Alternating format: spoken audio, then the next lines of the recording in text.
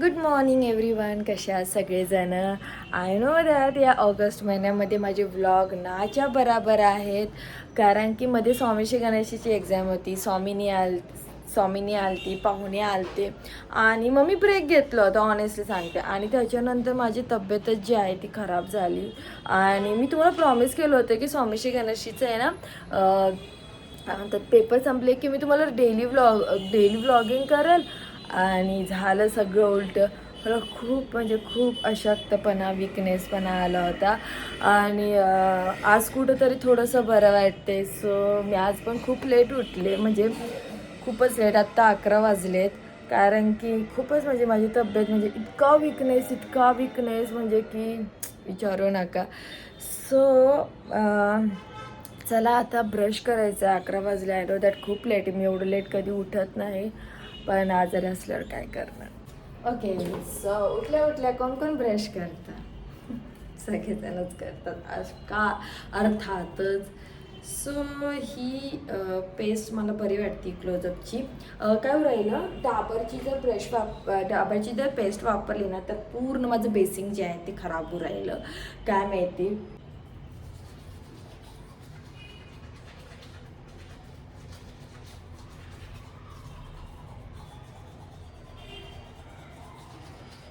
Okay, so मी fresh झालेले आहे. आणि आता आपण पोहे करूया. मला खूप छान वाटते आज व्लॉगिंग करून, कारण की दिवस जो आहे तो स्टार्ट तर झाला आहे. मला साफसफाई करायची थोडीशी, थोड्याने आपण करूया.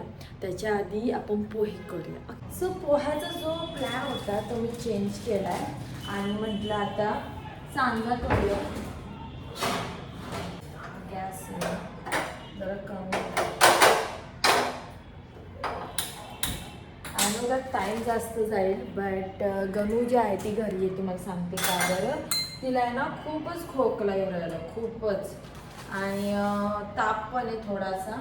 मग कारण की काय झाले, वातावरणच तसं आहे इचलकरंजीत. म्हणजे कसं होतंय, कधी ऊन कधी पाऊस. आणि सो माझी पण तब्येत बिघडली होती, त्याच्यामुळे मग आता तिला सारखा खोकला येऊ राहिला. मग मी काय विचार करते की तिला छान मस्तपैकी गरम गरम सांजा करूया. रव्याचा हेच प्रॉब्लेम असतो की त्याला तुम्हाला भाजायला वेळ लागतो.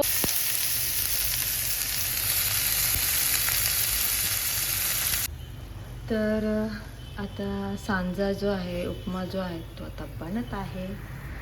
मस्त मस्त. सो काय गगन्या आजारी ना?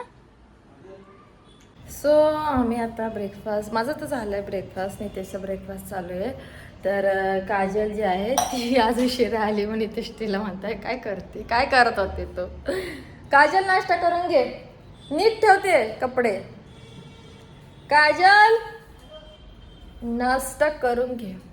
तर मग सगळेजणच आहेत, तर मग आता सांजा केलं, तर मी तर खाल्लंय, गणूला पण खाऊ घातला. कारण की मग पोहे खूपच ड्राय झाले असते. ऐके काय म्हंटले मी, तू कपडे घे काश्मीरसाठी, एवढं घाण घे नको, चांगला घे. ऐकून घ्या, मी म्हणते की नाही चांगले कपडे घ्या, पण मी तुम्हाला सांगत असते ना असं चांगलं आवरत जात जा, चांगलं ठेवत जात जा. मग तुम्ही चांगलं का नाही ठेवत? बघ कसा पसारा झालाय, कसला पसारा करून मी ठेवत. आवडलेलं होतं ते. एवढा पसारा करतात ना ह्या दोघी जणी, काय म्हणजे. आणि त्यांना त्याच्यातच छान वाटतं मम्मीला त्रास देण्यामध्ये. 2 वाजले दुपारचे. सो एक प्रोडक्ट आहे ते मी तुम्हाला दाखवते. म्हणजे खूप हेल्पफुल ठरेल, कारण की आपण लेडीज ज्या आहेत खुलून बोलत नाहीत, पण म्हणजे ना लाज वाटते या विषयाबद्दल बोलायला. सो मी चला ते प्रोडक्ट तुम्हाला दाखवते. तर तुम्हाला मी म्हटलं होते की मी थोडं आज बोलणार आहे तुमच्यासोबत. तर सीझन तुम्हाला सांगते कोणता पण असो, थंडी असो, उन्हाळा असो, हिवाळा असो, तर घाम जो येतच असतो. आणि तुम्हाला मी सांगते, आता आपले नॉर्मल बॉडी पार्ट्स आहेत तिथं घाम जो आहे तो पण येतो. आणि त्यातल्या त्यात इंटिमेट एरिया जो आहे तर तिथं पण घाम येतो. पण आपण काय करतो की जे नॉर्मल बॉडी पार्ट्स असतात वरवरचे दिसणारे, तिथं आपण हायजीन जे आहे ते मेंटेन करत असतो. पण जे आपल्या इंटिमेट एरिया आहे तिथं आपण तेवढी त्याची काळजी घेतो का? तिथं खूप गोष्टींनी आपण दुर्लक्ष करतो. ते नॉर्मल बॉडी पार्ट्सवर येणारा घाम आणि जे जेनिटल पार्ट्स असतात तिथे येणारा घाम जो आहे तर त्याच्यामध्ये डिफरन्स असतो.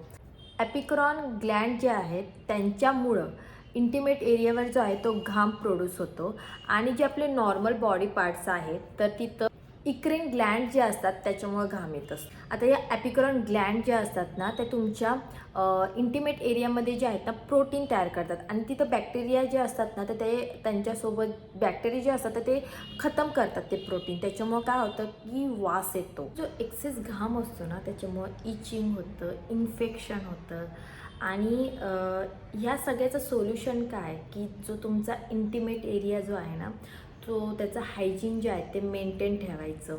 तर त्यासाठी काय करायला पाहिजे तर तुम्ही हा एव्हर्टीनचा नॅचरल इंटिमेट वॉश जो आहे ना तो तिथला पार्ट म्हणजे वुल्वा म्हणजे तिथला पार्ट इंटिमेट पार्ट जो आहे तो क्लीन करून हे तुम्ही लावायचं. म्हणजे आंघोळ करताना म्हणा त्यावेळेस लावलं तरी चालेल.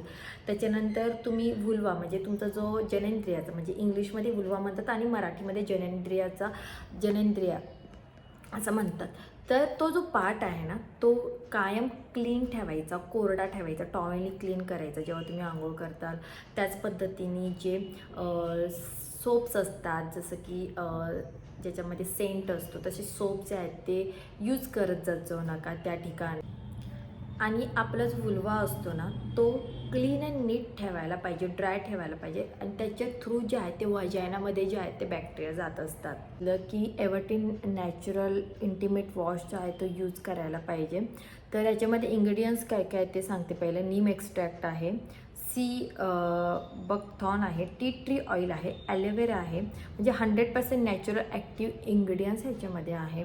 तर सगळ्यात पहिल्यांदा मी तुम्हाला सांगते की ह्याच्यामधलं नीम एक्स्ट्रॅक्ट काय करतं. तर नीम एक्स्ट्रॅक्ट जे आहे ना वजायनाला तुमच्या ईस्ट इन्फेक्शनपासून जे आहे ते वाचवतं. टी ट्री ऑइल आहे याच्यामध्ये ते एक शील्डसारखं प्रोव्हाइड होतं तुम्हाला म्हणजे तुमचं फंगल इन्फेक्शनपासून जे आहे ते बचाव करतं. आणि त्याच पद्धतीने ॲलोवेरा आहे. ॲलोवेरामुळे काय होतं तुमची जी स्किन आहे ती स्मूथ होती, सॉफ्ट होती. आणि त्याच पद्धतीने एव्हर्टीनचा हा इंटिमेट वॉश जर तुम्ही रोज यूज केला तर तुम्हाला इरिटेशन इचिंगपासून जे आहे ते प्रोटेक्शन भेटतं. आणि इथे ह्यांनी मेन्शन केलं आहे की सोप SLS आणि SLES फ्री आहे, जेंटल येट इफेक्टिव्ह आहे, सुटेबल फॉर ऑल स्किन टाईपसाठी आहे. आणि जर तुम्हाला परचेस करायचं असेल तर याची लिंक जी आहे ती डिस्क्रिप्शन बॉक्समध्ये मी दिलेली आहे, तिथून जाऊन तुम्ही परचेस करू शकता. तर स्वामीश्री आलेली आहे आणि गणेश आज ट्युशनला पण जाणार, बॅडमिंटनला पण आज मी काय पाठवणार नाही कारण की गरुला ताप पण आला आहे, खोकला तर आहेच आणि मला असं वाटतं की खोकला आहे मग त्याच्यामुळे उगीच दुसऱ्या मुलांना नको व्हाईल. बरोबर आहे की नाही, आपल्यामुळं दुसऱ्यांना मला नको वाटतं. आणि त्यातल्या त्यात सगळे लहान पोरं आहेत आणि खूप साथ म्हणजे वर्गात पण ते चालूच आहेत, खूप जणं लहान लहान पोरं जे आहेत ना ते आज मग आता मी त्याला म्हटलं की जाऊ नको, झोपून राहा. औषधं दिले गणूला.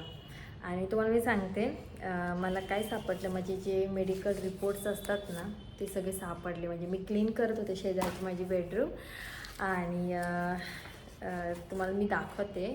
हे माझ्या माहेरी मी गेलते ना तेव्हाची सोनोग्राफी रिपोर्ट आहे. हे काय अल्ट्रासोनोग्राफी अल्ट्रासोनोग्राफी रिपोर्ट्स आहेत. तर 2013चे आहेत म्हणजे तुम्ही ते बघू शकतात. आणि शीतल लोले आणि तेव्हा माझं वय होतं 2013ला. त्याच्यामुळे तुम्ही आता म्हणजे काढू शकतात की माझं आता एज काय आहे. आणि इथं लिहिलं आहे इनकम्प्लीट अबॉर्शन. यस तुम्हाला दिसतंय का? Yes incomplete abortion.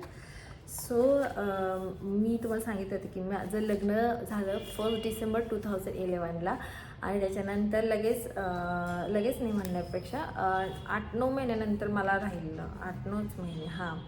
आणि नोव्हेंबरमध्ये मला कळलं होतं की मी प्रेग्नंट आहे कारण की माझी जी पिरियड्स होती ती 2 महिने झाले आले नव्हते. आणि कसं आलं की मला असं वाटलं की मे बी म्हणजे नाही का पिरियड्स कधी कधी लेट येते, माझी जास्त येत नाही लेट, पण मला असं वाटलं की टेन्शन घेतल्यामुळं मे बी लेट येत असेल. पण नंतर खूप दिवस व्हायला लागले, 1.25 महिना जेव्हा व्हायला लागला तेव्हा मी चेक केलं तर तर तेव्हा प्रेग्नन्सी किटमध्ये मग तेव्हा कळलं की मी प्रेग्नंट आहे. तुम्हाला सांगू का, तो इतका आनंदाचा क्षण होता माझ्यासाठी, इतका आनंदाचा क्षण. मी खूप खूप खूप आनंदी होते. नितेश आनंदी होते, अजून मम्मी पप्पा खूप आनंदी होते. खूप म्हणजे ते तो जो फर्स्ट एक्सपिरियन्स होता खूप वेगळाच होता. आणि मला खरं सांगते, कधीच असं वाटलं पण नव्हतं की ह्याच्यानंतर काय घडणार आहे माझ्यासोबत. कारण की म्हणजे एक पॉझिटिव्हिटी येते यार, जेव्हा आपण प्रेग्नंट राहतो. आणि तेव्हा असं मग नितेश म्हटले की आता तुला ना सगळ्या गोष्टी खायच्या आहेत, अजिबात नखरे करायचे नाही जेवणाच्या बाबतीत, फार नखरे करती. आणि मी पण नाही ते का तुम्हाला सांगते, काजू बदाम फ्रूट सगळं सगळं खायला लागले. नितेश मला प्रत्येक ठिकाणी म्हणजे देवाच्या ठिकाणी घेऊन जायला लागले. आणि सगळं असं म्हणजे ना एकदम पॉझिटिव्ह, अजून छान छान सगळं व्हायला लागलं होतं. आणि ही खुशी जी असते ना खूप वेगळी असते. मम्मी पप्पा विचार करायला लागले होते की आता तेव्हा बरं का की म्हणजे डिलिव्हरी इकडं करायची, सगळ्या गोष्टी चालू होत्या. स्वामी म्हणायची मी मावशी होणार, मावशी होणार आहे, मावशी होणार आहे. आणि सगळं चालू असतानाच मध्येच म्हणजे नाही का 15 काहीतरी दिवसांनी, मला लक्षात नाही आहे, असं हे डॉट्स पडायला लागले.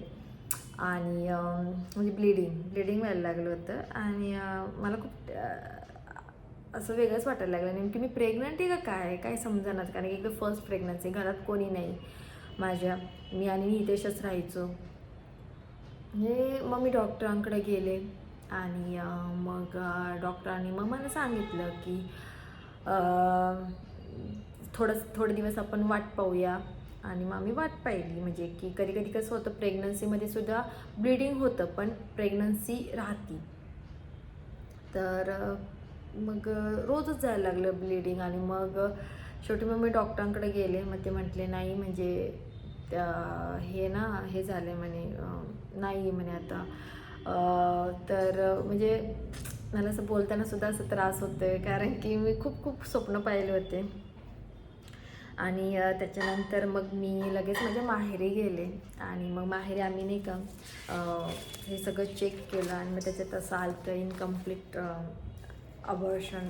मग मला तेव्हा गोळ्या दिल्या होत्या. आणि त्या गोळ्या एवढ्या म्हणजे तुम्हाला सांगू का, मला अजून जाणवतं की मला असं कळत होतं त्या गोळ्या जेव्हा दिल्या ना की म्हणजे काहीतरी माझ्या अंगातला भाग जो आहे ना तो पडतो आहे.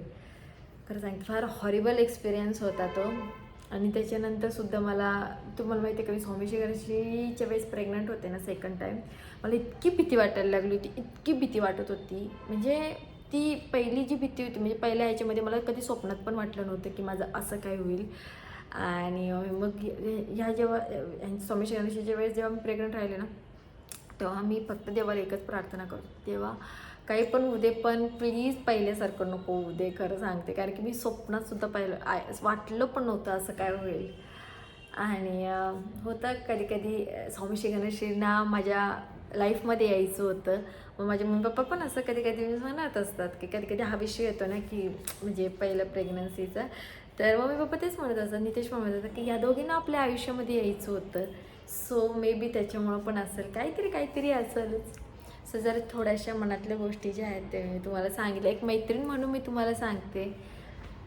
ओके, सो चला आजचा व्लॉग जो आहे तो इथं मी एंड करते. आणि भेटे तुम्हाला नेक्स्ट व्लॉगमध्ये. काय आणि मला पण सांगा कोणासोबत असं झालं आहे का इनकम्प्लीट अबॉर्शन वगैरे, तर तुम्ही पण माझ्यासोबत शेअर करू शकतात की त्याच्यानंतर तुम्हाला काय फेस करावं लागलं. चला बाय.